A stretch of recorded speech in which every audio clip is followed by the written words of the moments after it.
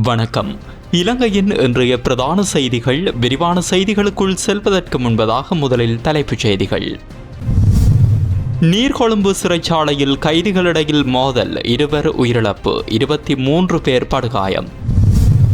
யாழில் ஒரே குடும்பத்தை சேர்ந்த 3 நேர்ந்த கதி, அதிகாலையில் நடந்த பயங்கரம், குற்றவாளிகள் தப்பியோட்டம். யாழ் செம்மணி சிந்துப்பாத்தி மனித புதைகுழி விவகாரம், தமிழக முதலமைச்சர் விஜய் வழங்கிய உறுதிமொழி. தங்க தாம்பாள தட்டில் வைத்து தமிழ் மக்களுக்கான அரசியல் தீர்வை யாரும் தரமாட்டார்கள். தமிழக தலைவர்களுடனான சந்திப்பு சுயலாப அரசியலின் வெளிப்பாட்டையே காட்டுகிறது. டக்ளஸ் தெரிவிப்பு. மரணத்தில் முடிந்த பிறந்த நாள் கொண்டாட்டம், வாக்குவாதம் முற்றியதால் நடந்த விபரீதம். நாட்டிற்குள் வரப்போகும் விடுதலை புலிகளின் கருப்பு பணம், எச்சரிக்கும் விமல் வீரவன்ச. நீதித்துறையின் சுயாதீனத்திற்கு இந்த அரசாங்கம் பாதிப்பை ஏற்படுத்துகிறது. எதிர்க்கட்சித் தலைவர் சஜித் பிரேமதாச கொந்தளிப்பு. வீட்டிற்குள் நடந்த குற்றம், தமிழர் பகுதியில் சினிமா பாணியில் அதிரடி காட்டிய போலீசார், பட்டாசு கொளுத்தி கொண்டாடிய மக்கள். நுளம்பு பெருகும் இடங்களை அறிவிக்க பொதுமக்களுக்கு விசேட வசதி, வெளியான தொலைபேசி இலக்கம். இதுபோன்ற செய்திகளை தொடர்ந்தும் பெற்றுக்கொள்ள இப்போதே எமது உரிமைக்குரல் நியூஸ் சேனலை சப்ஸ்கிரைப் செய்து தொடர்ந்தும் இணைந்திருங்கள். இனி தொடர்பென விரிவான செய்திகள். நீர்கொழும்பு சிறைச்சாலையில் கைதிகளுக்கு இடையில் ஏற்பட்ட மோதலில் காயமடைந்த 2 உயிரிழந்துள்ளதாக தெரிவிக்கப்படுகிறது. கைதிகளுக்கு இடையில் ஏற்பட்ட மோதலில் 25 பேர் காயமடைந்து வைத்தியசாலையில் அனுமதிக்கப்பட்ட நிலையில் அதில் கவலைக்கிடமாக இருந்த 2 இவ்வாறு உயிரிழந்துள்ளதாக சிறைச்சாலை தகவல்கள் தெரிவிக்கின்றன. இந்த நிலையில் காயமடைந்த ஏனைய 23 பேரும் தற்போது நீர்கொழும்பு பொது வைத்தியசாலையில் அனுமதிக்கப்பட்டு சிகிச்சை பெற்று வருகின்றனர். கைதிகளின் 2 குழுக்களிடையே இந்த மோதல் ஏற்பட்டதாக தெரிவிக்கப்படுகிறது. இந்த நிலையில் அங்கு நிலவும் பதற்ற நிலைமையை கட்டுப்படுத்துவதற்காக விசேட அதிரடி படையினர் களமிறக்கப்பட்டுள்ளதாக குறிப்பிடப்படுகிறது. இதில் காயமடைந்த கைதிகளில் ஒருவரின் நிலை கவலைக்கிடமாக இருப்பதாக நீர்கொழும்பு மருத்துவமனை பணிப்பாளர் தெரிவித்துள்ளார். குறித்த மோதல் சம்பவம் குறித்து மேலதிக விசாரணைகள் நடைபெற்று வருகின்றமை குறிப்பிடத்தக்கது.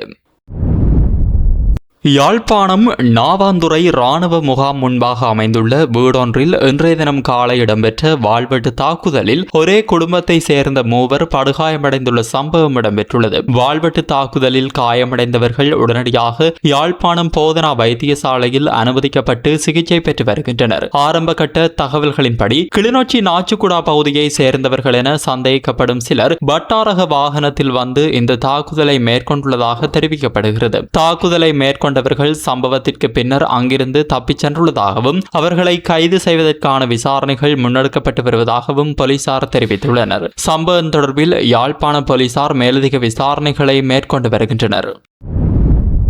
யாழ்ப்பாணம் செம்மணி சிந்துப்பாத்தி மனித புதைகுழி விவகாரம் தொடர்பில் சர்வதேச குற்றவியல் நீதி பொறிமுறையை நாடுவதற்கு ஆதரவளிப்பதில் தமிழகத்திற்கு ஒரு பெரும் கடமை இருப்பதாக தெரிவித்துள்ள தமிழக முதலமைச்சர் விஜய், பொறுப்பு கூறல் விடயத்தில் அடுத்த கட்டமாக எவ்வாறு செயல்படலாம் என்பது பற்றி துரிதமாக ஆராய்வதாக தமிழ் தேசிய பேரவையினரிடம் உறுதியளித்துள்ளதாக தெரிவிக்கப்படுகிறது. தமிழகத்திற்கு உத்தியோகபூர்வ விஜயம் ஒன்றை மேற்கொண்டுள்ள நாடாளுமன்ற உறுப்பினர் கஜேந்திரகுமார் பொன்னம்பலம் உள்ளிட்ட தமிழ் தேசிய பேரவையின் 7 பிரதிநிதிகள் குழு தமிழ்நாடு அரசின் தலைமைச் செயலகத்தில் தமிழக முதலமைச்சர் விஜயை சந்தித்து கலந்துரையாடிய போதே அவர் இந்த விடயத்தினை வெளிப்படுத்தியதாக தெரிவிக்கப்படுகிறது. அத்துடன் ஈழத் தமிழர்களுக்கான அரசியல் தீர்வு மற்றும் அதனை முன்னிறுத்திய சர்வகட்சி மாநாடு உள்ளிட்ட விடயங்கள் தொடர்பில் தமது நிர்வாக கட்டமைப்பின் கீழ் உள்ள வெளிநாட்டு விவகாரங்கள் பற்றி ஆராயும் குழுவுடன் கலந்துரையாடி அதன் பின்னர் தமது தீர்மானத்தை அறிய தருவதாகவும் தமிழக முதலமைச்சர் தெரிவித்திருப்பதாக கூறப்படுகிறது. மேலும் இலங்கை தமிழக கடற்றொழிலாளர் விவகாரத்திற்கு முன்னுரிமை அளித்து ஒரே முறையில் கையாள்வதாகவும் தமிழக முதலமைச்சர் தெரிவித்துள்ளார். தமிழகத்தில் உள்ள இலங்கை தமிழ் அகதிகளின் தேவைப்பாடுகள் என்னவென்பதை அறிந்து அவற்றை பூர்த்தி செய்வதற்கு விரைவாக நடவடிக்கை எடுப்பதாகவும் தமிழ் தேசிய பேரவையின் பிரதிநிதிகளிடம் தமிழக முதலமைச்சர் தெரிவித்தமை குறிப்பிடத்தக்கது.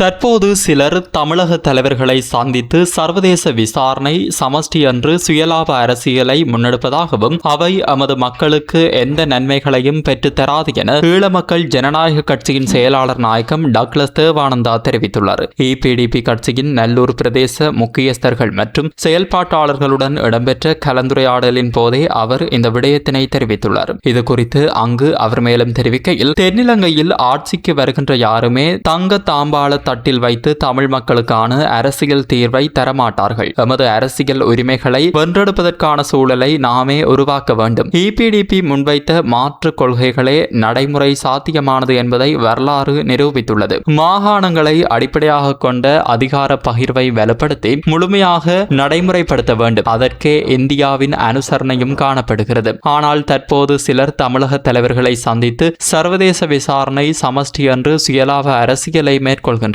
அவை எமது மக்களுக்கு எந்த நன்மைகளையும் பெற்றுத்தராது என்பதை முதலில் நினைக்க வேண்டும். மாகாண சபையில் இருந்து ஆரம்பித்து மத்திய கூட்டாட்சி மாநிலத்தில் சுயாட்சி என்ற இலக்கினை நோக்கி பயணிப்பதே எமது இலக்கு என்பதை தொடர்ச்சியாக வலியுறுத்தி வருகின்றோம். இதனை அனைத்து தமிழ் தரப்பினரும் தற்போது வலியுறுத்தி வருகிறார்கள். இவ்வாறான உண்மைகளும் எமது அரசியல் வேலை திட்டங்களும் சரியான முறையில் மக்கள் மத்தியில் எடுத்துச் செல்லப்படாமையும் எமது அரசியல் பின்னடைவுகளுக்கு பிரதான காரணமாக காணப்படுகிறது. எனவே எமது அரசியல் கொள்கைகளும் வேலை திட்டங்களும் சாத்தியமான அனைத்து வழிமுறைகள் ஊடாக மக்கள் மத்தியில் எடுத்துச் செல்லப்பட வேண்டும் எனவும் அவர் தெரிவித்தமை குறிப்பிடத்தக்கது.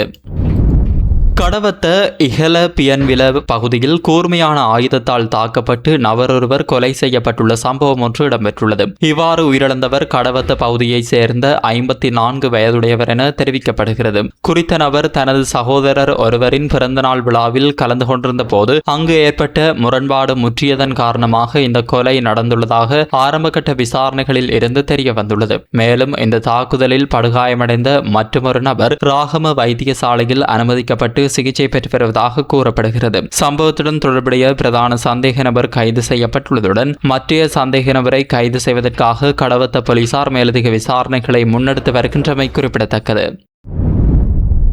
தேசிய சுதந்திர முன்னணியின் தலைவர் விமல் வீரவன்ச பண மோசடி தடுப்புச் சட்டத்தில் மேற்கொள்ளப்பட்டுள்ள திருத்தங்கள் தொடர்பில் கடும் விமர்சனங்களை முன்வைத்துள்ளார். கொழும்பில் அமைந்துள்ள தேசிய சுதந்திர முன்னணியின் தலைமை காரியாலயத்தில் நடைபெற்ற விசேட ஊடகவியலாளர் சந்திப்பில் கலந்து கொண்டு உரையாற்றிய அவர், புதிய சட்ட திருத்தத்தின் மூலம் பண மோசடி தொடர்பான தீர்மானங்களை எடுக்கும் அதிகாரம் மத்திய வங்கியின் விசேட குழு ஒன்றுக்கு வழங்கப்பட்டுள்ளதாக கூறினார். அந்த குழுவின் தீர்மானங்களுக்கு எதிராக நீதிமன்றத்தை நாட முடியாத வகையில் சட்டம் வடிவமைக்கப்பட்டுள்ளதாகவும் இதன் மூலம் கருப்பு பணம் நாட்டிற்குள் நுழைவதற்கான வாய்ப்பு அதிகரிக்கலாம் என்றும் அவர் குற்றம் சாட்டியுள்ளார். மேலும் இந்த சட்ட திருத்தத்தின் காரணமாக தமிழீழ விடுதலை புலிகள் அமைப்புடன் தொடர்புடையதாக கூறப்படும் கருப்பு பணம் நாட்டிற்குள் வந்தால் வடக்கு மற்றும் கிழக்கு பகுதிகளில் காணிகள் மற்றும் மூலோபாய முக்கியத்துவம் வாய்ந்த சொத்துக்களை வாங்குவதற்கு அது பயன்படுத்தப்படலாம் என்ற அச்சத்தையும் அவர் வெளியிட்டார். அதற்கு தடையாக இருந்த மகாவலி அபிவிருத்தி அதிகார சபையை இல்லாது ஒழிக்கும் போது இதன் மூலம் வடக்கு மற்றும் கிழக்கில் உள்ள காணி நிர்வாகம் பிரதேச செயலாளர்களின் கீழ் கொண்டுவரப்பட்டு சொத்து கொள்வனவுகள் எளிதாக்கப்படலாம் என அவர் தெரிவித்தார். சர்வதேச நாணய நிதியத்தின் நிபந்தனைகளுக்கு அமைவாக அரச நிறுவனங்களை தனியார்மயப்படுத்தும் நடவடிக்கைகள் முன்னெடுக்கப்படுவதாகவும் அதன் மூலம் முக்கிய அரச சொத்துக்கள் குறைந்த விலைக்கு விற்கப்படக்கூடும் என்றும் அவர் தெரிவித்தார். மேலும் விகாரைகள், தேவாலயங்கள் மற்றும் தொல்பொருள் தொடர்பான சட்டங்களில் மாற்றங்களை மேற்கொள்ள அரசாங்கம் முயற்சிக்கிறது என்றும் அதற்கு எதிராக குரல் கொடுக்கக்கூடிய பௌத்த துறவிகள் மற்றும் சமூக அமைப்புகளை பலவீனப்படுத்தும் நோக்கம் அரசாங்கத்திற்கு இருப்பதாகவும் அவர் குற்றம் சாட்டியுள்ளார். அரசாங்க அமைச்சர்களின் சொத்துக்கள் அதிகரித்தமை அல்லது அசோக ரன்வெல தொடர்பான போலி கல்வி தகுதி குறித்த குற்றச்சாட்டுகள் குறித்து உரிய விசாரணைகள் இடம்பெறவில்லை என்றும் அவர் தெரிவித்தார். அதேவேளை ஷானி அபேசேகர மற்றும் அதிகாரிகள் குற்றப்புலனாய்வு திணைக்களத்தில் நியமிக்கப்படுவதன் மூலம் பேச்சு சுதந்திரத்தை கட்டுப்படுத்தும் சூழல் உருவாக்கப்படுவதாகவும் அவர் குற்றம் சாட்டியுள்ளார்.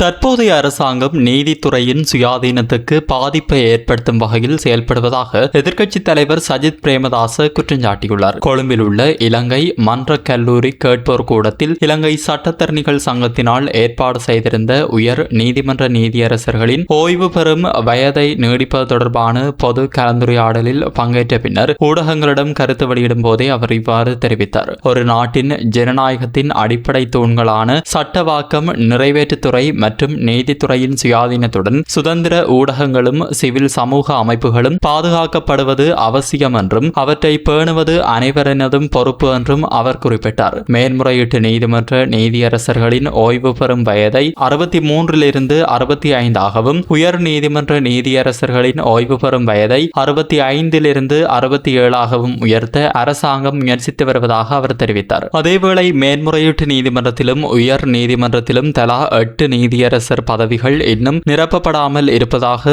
அவர் சுட்டிக்காட்டியுள்ளார். இவ்வாறான அரசியலமைப்பு திருத்தங்கள் ஜனநாயக ஆட்சி முறைக்கு பாதிப்பை ஏற்படுத்தும் என்றும் நீதித்துறையின் சுயாதீனத்திற்கும் அதன் மீதான பொதுமக்களின் நம்பிக்கைக்கும் சவாலாக அமையக்கூடும் என்றும் அவர் தெரிவித்தார். 20வது திருத்தத்தின் ஊடாக மேன்முறையீட்டு நீதிமன்ற நீதியரசர்களின் எண்ணிக்கை 12 20ஆகவும் உயர் நீதிமன்ற நீதியரசர்களின் எண்ணிக்கை 11 17ஆகவும் அதிகரிக்கப்பட்டுள்ளன. நீதித்துறையில் தேவை இருந்தால் நீதியரசர்களின் எண்ணிக்கையை அதிகரிப்பதற்கு தாம் ஆதரவளிப்பதாக கூறிய அவர் அதற்கு பதிலாக ஓய்வு பெறும் வயதை உயர்த்துவது பொருத்தமான தீர்வாக இல்லை என்றார். நீதியரசர்களின் எண்ணிக்கையை அதிகரிப்பது நீதிமன்றங்களின் செயல்திறனை மேம்படுத்த உதவக்கூடும். எனினும் ஓய்வு பெறும் வயதை உயர்த்துவது நீதித்துறையின் சுயாதீனம் மற்றும் அதன் நற்பெயர் குறித்து தேவையற்ற சந்தேகங்களை ஏற்படுத்தக்கூடும் என எதிர்க்கட்சித் தலைவர் மேலும் தெரிவித்தார்.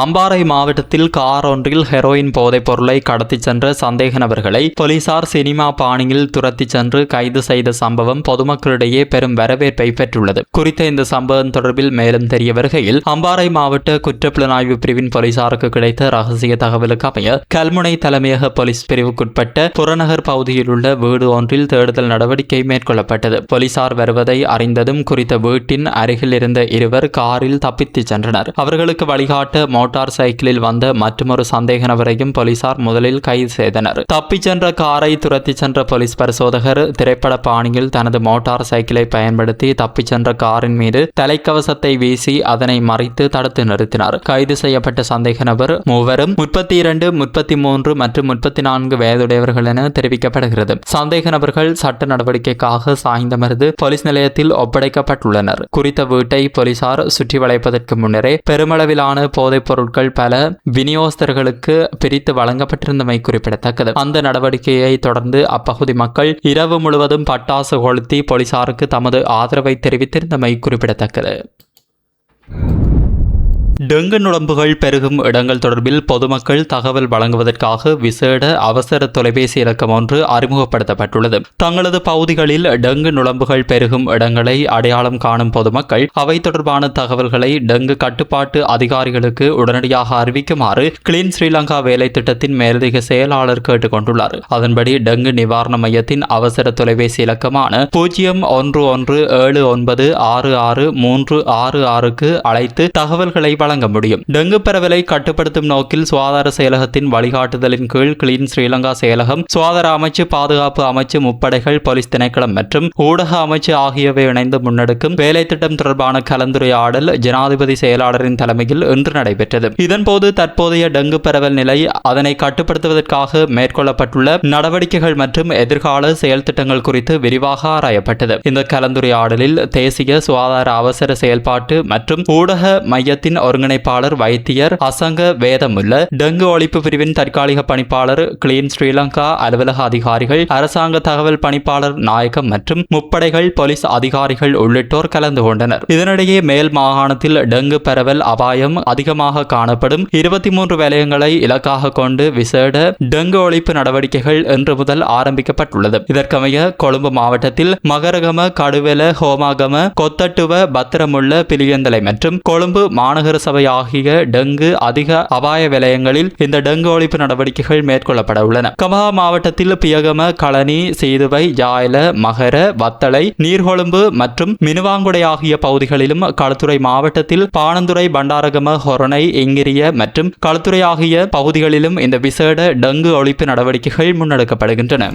இத்துடன் இன்றைய பிரதான செய்திகள் நிறைவடைகின்றன. இதுபோன்ற செய்திகளை தொடர்ந்தும் பெற்றுக்கொள்ள உரிமைக்குரலோடு இணைந்திருங்கள்.